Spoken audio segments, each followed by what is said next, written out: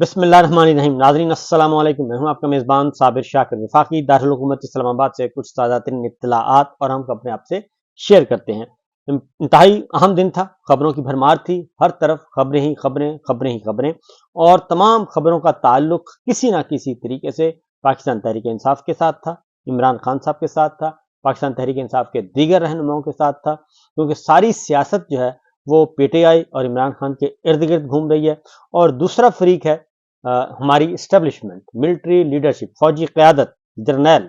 ان کے ارد گرد گھوم رہی ہے۔ اور اب تیسرا فریق جو ہے وہ بہت زیادہ امپورٹنٹ ہو گیا ہے، اور وہ ہے عدلیہ۔ میں لائیو سیشن اس بارے میں کر چکا ہوں، بڑی ڈیٹیلز کے ساتھ پورے دن کی کارروائی بتائیے، وہ ضرور سن لیجیے گا، کیونکہ اس میں خبروں کا انبار لگا ہوا ہے۔ آپ کو سمجھنے میں آسانی ہوگی کہ آنے والے دنوں میں کیا ہونے جا رہا ہے، اور ہماری عدلیہ نے کروٹ لی ہے، بلکہ کروٹ نہیں لی، کافی اچھی خاصی انگڑائی لے لی ہے، اور وہ اپنے آپ کو اسٹیبلشمنٹ کے چنگل سے، دباؤ سے، بلیک میلنگ سے نکالنا چاہ رہی ہے اور آگے بڑھنا چاہ رہی ہے، اور آئین کی بالادستی کے لیے، جمہوریت کے لیے، قانون کی حکمرانی کے لیے اب وہ اپنا کردار ادا کرنا چاہ رہی ہے۔ اور جو اسٹیبلشمنٹ نے اس پر کاٹھی ڈال لی تھی اور اس پہ سواری کرنے کی کوشش کی جا رہی تھی، اب عدلیہ اصیل گھوڑے کی طرح اب وہ کام برداشت نہیں کر رہی، بلکہ ریئیکٹ کر رہی ہے، اور اچھا خاصا ریئیکٹ کر رہی ہے۔ سچویشن میں آپ کے سامنے رکھ دیتا ہوں، کچھ خبریں ہیں، اور کیونکہ خبروں کا تعلق ایک ہی ہے جی، کیونکہ پاکستان کی سیاست کا محور مرکز جو ہے وہ عمران خان ہے اور فوجی قیادت ہے، عمران خان بمقابلہ فوجی قیادت، اور یہ چل رہا ہے ان بٹوین۔ سچویشن یہ ہے اس وقت کہ وزیر اعلیٰ خیبر پختونخوا علی امین گنڈا پور وہ آئے ہیں، حکومت بنائی ہے، وزیر اعلیٰ ہیں، اور ان پہ بھی دباؤ ڈالنے کی کوشش کی گئی، اور یہ دباؤ کسی اور نے نہیں ڈالا، الیکشن کمیشن آف پاکستان، ہردل عزیز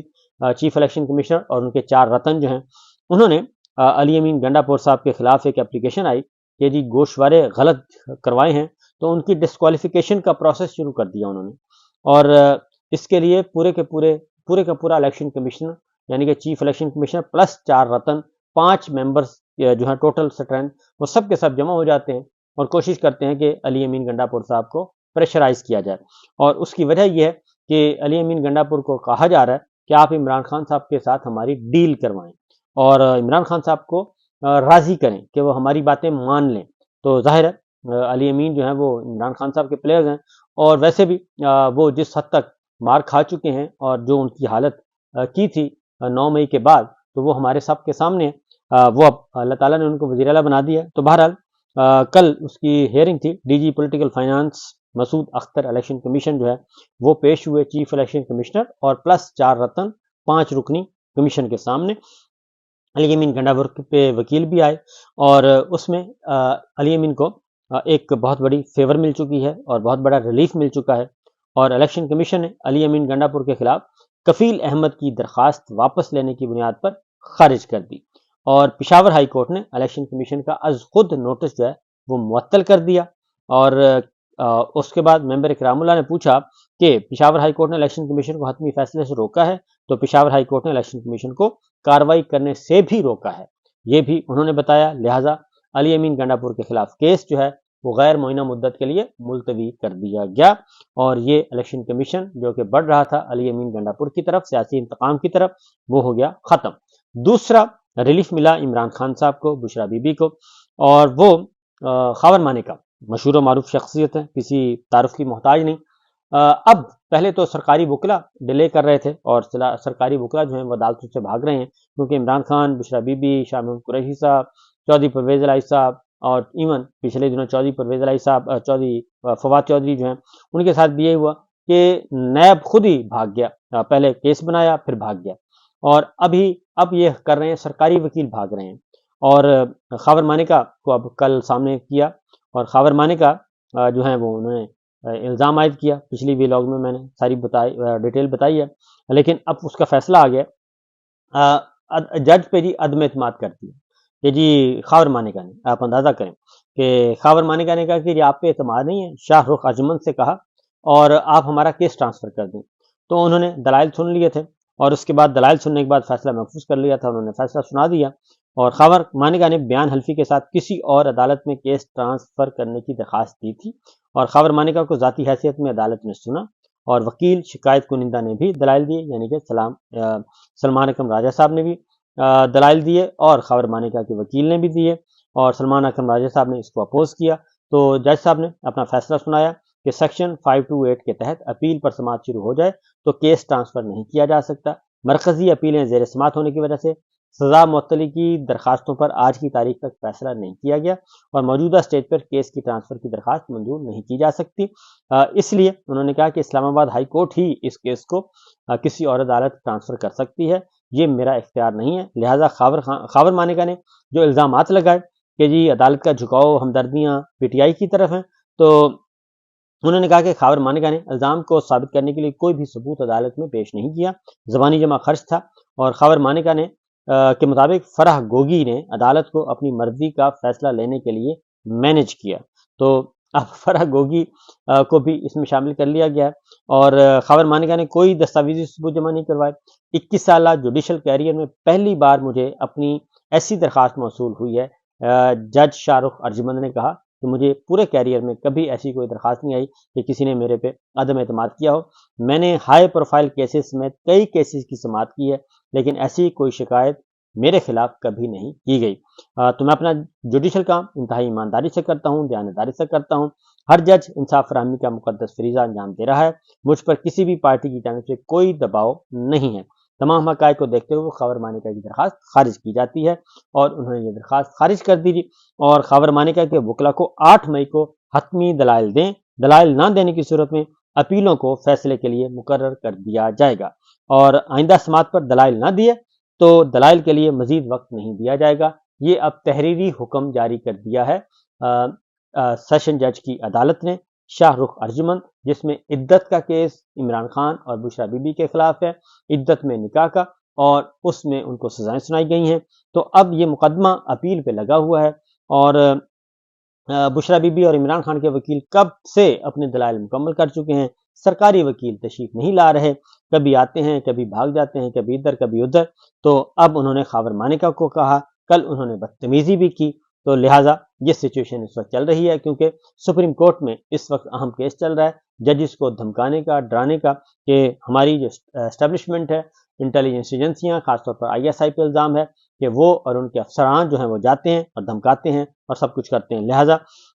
اب ہوا یہ ہے کہ جب سے یہ کیس چل رہا ہے، اب جج کو کوئی ایجنسی تو نہیں ڈرا دھمکا رہی، البتہ جو کلائنٹس ہیں ان کو آگے کر دیا جاتا ہے، تو یہ کلائنٹس اب آج آگے ہوئے ہیں، تو لہٰذا یہ تو ایک ہو گیا معاملہ۔ دوسری جانب جی اب آتے ہیں اگلے مرحلے کی طرف۔ اگلا جو سوال ہے وہ بھی جوڈیشری سے ہی متعلق ہے۔ ججز کو دباؤ میں لانے کے لیے، جسٹس اختر من اللہ صاحب کو اور جسٹس بابر ستار صاحب کو دباؤ میں لانے کے لیے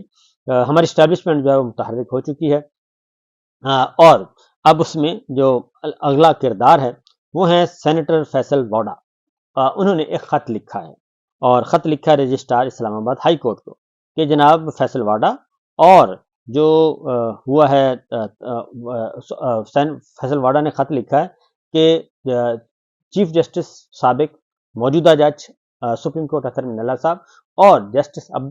بابر ستار کے درمیان جو خط کتابت ہوئی ہے وہ اس کا ریکارڈ ہمیں چاہیے۔ اب بندہ پوچھے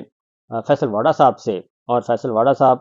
کو ظاہر ہے ان کو تو کہا ہوگا تو انہوں نے کر دیا کہ اس ریکارڈ کا آپ نے کیا لینا ہے، اور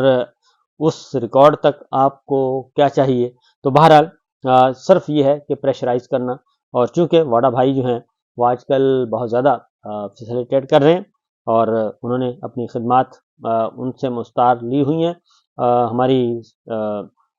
اسٹیبلشمنٹ نے، تو لہٰذا انہوں نے یہ خط لکھا ہے۔ اور اب آتے ہیں جی اگلی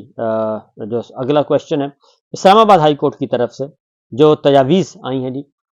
سپریم کورٹ میں جمع کروائی گئی ہیں۔ پشاور ہائی کورٹ کی تجاویز بھی بہت امپورٹنٹ ہیں، اور اسلام آباد ہائی کورٹ کی بھی، کیونکہ ججز نے جو خط لکھا ہے اسلام آباد ہائی کورٹ نے کہ مداخلت کی جاتی ہے، ججوں کو دھمکایا جاتا ہے، اور کل اس کی سو موٹو کاروائی تھی، تو اس میں اب کچھ مزید ڈیٹیلز آ چکی ہیں، وہ میں آپ کے سامنے رکھتا ہوں کہ اسلام آباد ہائی کورٹ کی سپریم کورٹ کو بھجوائی گئی جو تجاویز ہیں، اس میں ہائی کورٹ نے کہا ہے کہ جی ہم نے توہین عدالت کی کاروائی کیوں نہیں کی، اس کی بھی انہوں نے وضاحت کر دی ہے، اور انہوں نے کہا ہے کہ توہین عدالت کا دائرہ اختیار صرف پیچھے کی طرف دیکھنا ہوتا ہے، یعنی یہ صرف نتیجہ صرف سزا ہوتا ہے، یعنی توہین عدالت اگر آپ شروع کر بھی لیں تو آپ سزا سنا دیتے ہیں، لیکن اس سے جو ہے اصل ایشو وہ ایڈریس نہیں ہوتا۔ تو توہین عدالت کی کارروائی معاملے کا حل نہیں ہے، اور بلکہ انہوں نے کہا کہ نامناسب مداخلت کی شکایات پر پارلیمانی کمیٹی متبادل فورم کے طور پہ کارروائی کر سکتی ہے۔ اس لیے انہوں نے کہا کہ ہم نے یہ کیا ہے، اور ساتھ ہی ساتھ پشاور ہائی کورٹ کی طرف سے جو تجاویز آئی ہیں اور جو جواب آیا ہے وہ بہت ہی الارمنگ ہے، اور انہوں نے کہا ہے کہ جب کوئی جج حلف لیتا ہے تو کسی بھی قسم کا دباؤ نہ لینے کی قسم کھاتا ہے، اور جج کے حلف میں لکھا ہے کہ وہ نہ دباؤ میں آئے گا، نہ انصاف کی فراہمی میں ریاستی اور غیر ریاستی عناصر کی مداخلت برداشت کرے گا۔ آئینی معاملات میں ہائی کورٹ چیف جسٹس اور ججز پر مشتمل ہوتی ہے۔ ایسا کوئی ضابطہ نہیں جو انتظامیہ یا ریاستی اداروں کو ججز کے کام میں مداخلت کی اجازت دیتا ہو۔ وہ کہتے ہیں کہ اجازت ہی نہیں ہے، لیکن صرف supreme judicial council, high court اور سپریم کورٹ کے ججز کے خط کے ضابطہ اخلاق کی نمائندگی کرتی ہے۔ ججز کے ضابطہ اخلاق میں عدلیہ کے اندر ہونے والی مداخلت کی روک تھام کے لیے کوئی رہنمائی موجود نہیں ہے۔ پارلیمانی امور، سیاست اور عدالتی امور میں مداخلت ایک اوپن سیکرٹ ہے۔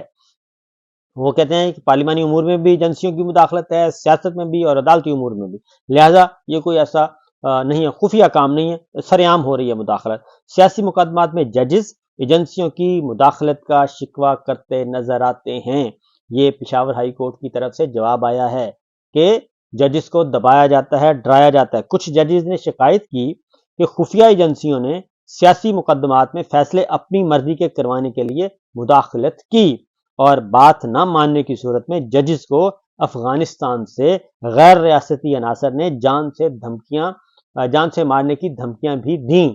اور ججز کو دھمکیاں ملنے کے بعد محکمہ انسداد دہشت گردی کے سامنے اٹھایا گیا، لیکن کوئی پیش رفت نہیں ہوئی، اور انہوں نے کہا کہ یہ نوٹس میں بھی لائے لیکن کوئی کارروائی نہیں کی گئی کسی بھی بندے کے خلاف کہ جناب، اور ججز خود کہہ رہے ہیں۔ اور یہاں ہم فیصلے کا حوالہ دیتے ہیں جس میں انٹیلیجنس ایجنسی کی سیاسی انجینئرنگ کی حوصلہ شکنی کی گئی ہے۔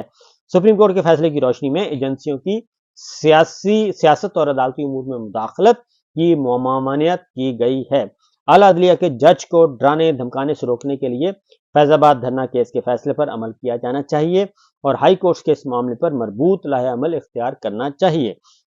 اگر ایک جج کو دھمکی ملتی ہے تو اس سے متعلقہ چیف جسٹس کو آگاہ کرنا چاہیے تاکہ معاملہ جو ہے وہ نوٹس میں ہو، اور تجاویز کی کاپی سپریم جوڈیشل کونسل اور ہائی کورٹ کی انتظامی کمیٹی کو بھی بھیجنی چاہیے۔ چیف جسٹس اور انتظامی کمیٹی کو متاثرہ جج کی شکایت پر فوری ایکشن لینا چاہیے۔ جج کو ملنے والی دھمکی کی روک تھام کے لیے تمام اقدامات کیے جانے چاہیے۔ اگر ادارے ایسے معاملات میں تعاون نہیں کرتے تو پھر اسے جوڈیشل سائٹ پر لارجر بینچ کے ذریعے دیکھنا چاہیے، اوپن کورٹ میں، اور متعلقہ لارجر بینچ کو ان اداروں کے خلاف توہین عدالت کی کارروائی سمیت دیگر احکامات جاری کرنے چاہیے۔ یعنی اگر آپ کے ساتھ کوئی آئی ایس آئی کا، کوئی ملٹری اسٹیبلشمنٹ کا یا حکومت کا کوئی بندہ ججز کے کاموں میں مداخلت کرتا ہے تو پھر اس کے خلاف کارروائی ہونی چاہیے اوپن کورٹ میں۔ ملوث خفیہ اداروں کے افسران کے خلاف فیصلہ دیا جانا چاہیے۔ تو یہ بہت پشاور ہائی کورٹ بڑی کھل کے سامنے اظہار خیال کر رہا ہے جی۔ چیف جسٹس اور انتظامی کمیٹی کو شکایت موصول ہونے کے فوری بعد اس معاملے کو دیکھنا چاہیے۔ اگر متعلقہ ہائی کورٹ کے چیف جسٹس ایسا کرنے میں ناکام ہو جاتے ہیں تو انتظامی کمیٹی کے سامنے 7 روز میں معاملہ رکھنا چاہیے تاکہ ادارہ خود دیکھے، پوری ہائی کورٹ اس کو دیکھے، انتظامی کمیٹی دیکھے۔ اگر انتظامی کمیٹی اس نتیجے پر پہنچتی ہے کہ اس معاملے کو مزید انکوائری ہونی چاہیے تو مجوزہ طریقہ کار پر عمل ہونا چاہیے۔ اس بابت ججز کے ضابطہ اخلاق میں ترمیم بھی کرنی چاہیے، اور اگر ہائی کورٹ کے کسی جج کو ریاستی یا غیر ریاستی عناصر سے دھمکی ملتی ہے مداخلت کی تو اسے فوری طور پر چیف جسٹس ہائی کورٹ کو تحریری طور پہ آگاہ کر دینا چاہیے، اور اگر چیف جسٹس یا انتظامی کمیٹی کے کسی ممبر جج کے ساتھ کچھ ہوتا ہے تو پھر ہائی کورٹ رولز کے تحت اس معاملے کو دیکھنا چاہیے۔ یہ انتہائی سخت ترین قسم کا جواب آیا ہے پشاور ہائی کورٹ سے جناب، اور انہوں نے بتا دیا کہ جناب ہمیں تو دھمکیاں باہر سے بھی ملتی ہیں اور افغانستان کی نمبروں سے بھی ہمیں کالز آتی ہیں۔ تو یہ ہے سچویشن، یہ ہے معاملہ، تو دیکھیے آگے ہوتا ہے کیا۔ اور اس کے ساتھ یہ بھی بتا دوں کہ سائفر کیس جو ہے وہ بھی 2 مئی تک مؤخر ہو گیا ہے، اب دیکھتے ہیں کہ پرسوں اس پہ کیا پیش رفت ہوتی ہے. اجازت دیجیے. اللہ حافظ.